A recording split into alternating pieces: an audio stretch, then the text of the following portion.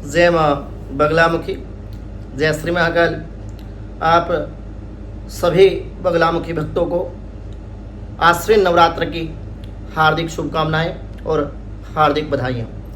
बगलामुखी नवरात्र साधना की गहराई और प्रभाव को समझने के लिए कुछ विशेष बातों पर ध्यान देना अत्यधिक आवश्यक है।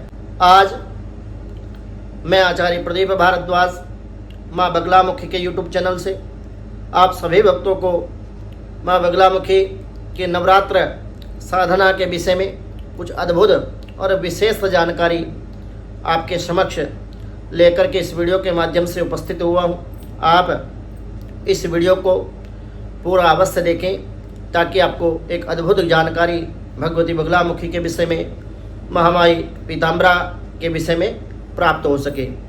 बगलामुखी देवी का महत्व सबसे पहले हम समझ लेते हैं कि भगवती बगलामुखी देवी का महत्व क्या है। बगलामुखी देवी की साधना क्यों की जाती है, क्यों लोग बगलामुखी साधना के पीछे इतने पागल हो रहे हैं, इसके पीछे की जो मुख्य वजह है वो क्या है। तो विशेष रूप से भगवती बगलामुखी की जो साधना है वो विशेष रूप से विरोधियों पर विजय प्राप्ति हेतु, मानसिक शक्ति और वाणी की सिद्धि हेतु, और यह देवी ज्ञान, बुद्धि और प्रभावशाली व्यक्तित्व का प्रतीक मानी जाती है। बगलामुखी माता की पूजा में पीली वस्तुओं का विशेष महत्व हमारे शास्त्रों में बताया जाता है। और विशेष रूप से मैं एक बात आपको बता देना चाहता हूँ कि बगलामुखी पूजा जो व्यक्ति, जो साधक, जो जन अपने जीवन में कर लेता है, उस व्यक्ति के जीवन में भगवती की कृपा से यदि वो स्वप्न में भी किसी वस्तु की चाह यदि कर लेता है तो उस व्यक्ति को वो वस्तु निश्चित रूप से बड़ी ही आसानी से भगवती की कृपा से प्राप्त हो जाती है। बगलामुखी माता की साधना करने से रोग, ऋण, शत्रु बाधा, मुकदमा विजय, वाद विवाद आदि से मुक्ति, तंत्र अभिचार आदि क्रियाओं से मुक्ति हेतु भगवती बगलामुखी की साधना पूजा की जाती है। अब सेकंड नंबर पर बात कर लेते हैं रक्षा। देवी की कृपा से व्यक्ति अपने दुश्मनों से सुरक्षित रहता है, इसलिए विशेष रूप से भगवती बगलामुखी की पूजा आराधना की जाती है। माता पीताम्बरा की पूजा करने से विवादों से दूर रहता है। अब विस्तृत साधना विधि के बारे में बात कर लेते हैं। साधना की तैयारी कैसे करें और क्या क्या वस्तुओं की आपको आवश्यकता होगी, किन चीज़ों का आपको ध्यान रखना होगा, साधना के दौरान किन नियमों का आपको पालन करना होगा, संपूर्ण जानकारी आपको इसी वीडियो के माध्यम से प्राप्त होगी। आप वीडियो को बिना स्किप किए हुए पूरा अवश्य देखें। तो पहले नंबर पर बात कर लेते हैं कि साधना की तैयारी कैसे हो।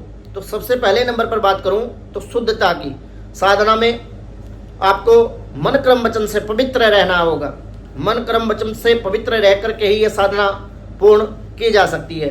साधना से पूर्व स्नान करें और स्वच्छ पीले वस्त्र आपको धारण करने चाहिए। मन की शांति, साधना में जाने से पहले कुछ मिनटों तक ध्यान लगाएं, त्राटक करें, ओम का उच्चारण करें और मन आपका शांत हो जाएगा।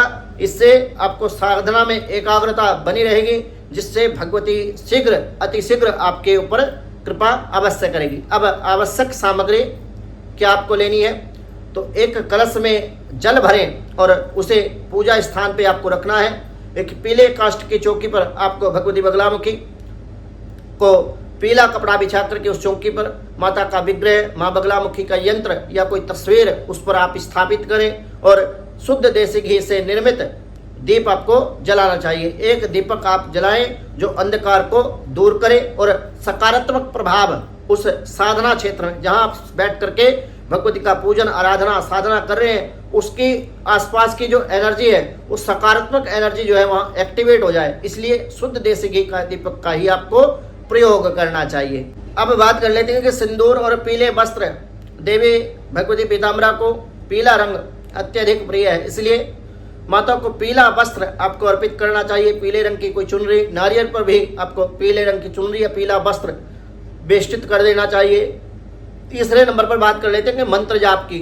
शुद्ध चित्त से जप। मंत्र जप करते समय अपने मन में एकाग्रता आपको बनाए रखनी होगी। ओम।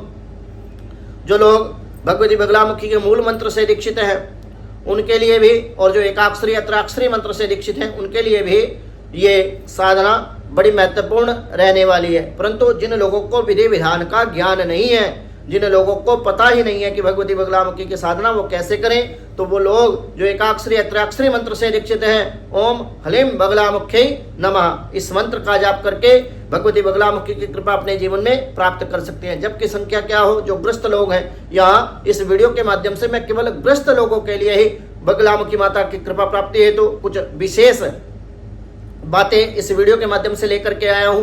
तो ये जो वीडियो है वो ग्रस्त लोगों के लिए विशेष रहने वाली है। तो जप की संख्या कम से कम 108 बार आप इस मंत्र का जप करें, या फिर सामर्थ्य के अनुसार 1008, 10,008, 36,000 या फिर सपाद लक्ष्य जप करके भगवती की कृपा अपने जीवन में प्राप्त कर सकते हैं और अधिक प्रभावी माना जाता है। चौथे नंबर पर बात कर लेते हैं ध्यान और केंद्रित करना। चित्र या मूर्ति का ध्यान। देवी का चित्र मूर्ति के सामने ध्यान करें। अपने मन की इच्छाओं को स्पष्ट रूप से भगवती को आप व्यक्त करें। मां से आप अपनी कामना कहें और ध्यान के समय साधना के दौरान विचारों को नियंत्रित रखें। अपने मन को इधर उधर न जाने दें। और क्योंकि यदि आपका मन एकाग्रचित होगा, आपका मन केंद्रित होगा और केवल देवी की छवि आपके ध्यान में, आपके मन में यदि दिखेगी, आपको केंद्रित होगी, तो भगवती की कृपा आप शीघ्र शीघ्र प्राप्त कर लेंगे। 5वें नंबर पर निवेद्य और भोग क्या रखें, तो नवरात्र के दौरान भगवती देवी पीताम्बरा को गुड़, सूक्ष्म द्राक्षा और दूध से बनी पीले रंग की मिठाई, उन वस्तुओं का आपको भोग अवश्य लगाना चाहिए। यह उन्हें प्रसन्न करने का एक बड़ा विशेष और सूक्ष्म साधन हमारे शास्त्रों में बताया गया है। जप के उपरांत आपको आरती अवश्य करनी चाहिए, क्योंकि किसी भी पूजा पाठ में आरती के बिना वो पूजा संपन्न नहीं मानी। साधना के बाद प्रसाद वितरण आपको अवश्य करना चाहिए और परिवार और दोस्तों के साथ इस प्रसाद को साझा करना चाहिए। माँ के भक्तों को उस प्रसाद का भोग अवश्य देना चाहिए। अब अगले नंबर पर बात कर लेते हैं आभार प्रदर्शन की, कि देवी के प्रति आभार व्यक्त करें और अपनी इच्छाओं की पूर्ति हेतु भगवती को धन्यवाद दें, माँ से कामना करें। ऐसा करने से भगवती की कृपा आपके जीवन में शीघ्र ही प्राप्त हो जाएगी। अब अगले नंबर पर बात कर लेते हैं कि नियमित साधना। बगलामुखी देवी की साधना नियमित रूप से करना लाभकारी होता है। विशेष रूप से नवरात्र के दिनों में जो व्यक्ति विशेष रूप से भगवती बगलामुखी की साधना करता है, और नवरात्र में भी अष्टमी की रात्रि में जो व्यक्ति भगवती बगलामुखी की विशेष रूप से पूजा साधना आराधना यदि करता है, इसे बड़ा ही महत्वपूर्ण हमारे शास्त्रों में बताया जाता है। विशेष बातें, सकारात्मकता का महत्व। साधना के दौरान सकारात्मकता बनाए रखें। नकारात्मक विचार अपने मन में आने से आप बचें। साधना के दौरान अन्न जल का त्याग आपको करना होगा, और या फिर केवल फलाहार आप ले सकते हैं। यदि संभव हो तो साधना के दौरान अन्न और जल का आप त्याग करें। ऐसा करने से भगवती की कृपा आपके जीवन में आपको अवश्य प्राप्त होगी। उपसंहार के विषय में बात कर लेते हैं कि बगलामुखी नवरात्र साधना न केवल व्यक्तिगत विकास में सहायक होती है, बल्कि जीवन में स्थिरता और शांति भी लाती है। नियमित साधना से आप मानसिक और आध्यात्मिक और भौतिक रूप से समृद्ध हो सकते हैं। भक्तों, मेरे द्वारा दी गई जानकारी यदि आपको अच्छी लगी हो तो आप हमारे YouTube चैनल मां बगलामुखी भक्त कुरुक्षेत्र को सब्सक्राइब अवश्य करें। वीडियो को लाइक करें, शेयर करें, चैनल को सब्सक्राइब करना ना भूलें। नवरात्र के दौरान भगवती बगलामुखी का यज्ञ यदि आप हमारे संस्थान के द्वारा कराना चाहते हैं, जो लोग विदेशों में हैं उनके लिए भी हमारे संस्थान का जो व्हाट्सएप नंबर है 9416668133, इस नंबर पर अपनी अपॉइंटमेंट बुक करके अपना यज्ञ बुक करा सकते हैं। हमारे यहाँ पर ऑनलाइन पूजा की सुविधा भी उपलब्ध है। जानकारी अच्छी लगी हो तो इस वीडियो को अधिक से अधिक संख्या में शेयर अवश्य करें। जय मां बगलामुखी, जय श्री महाकाल।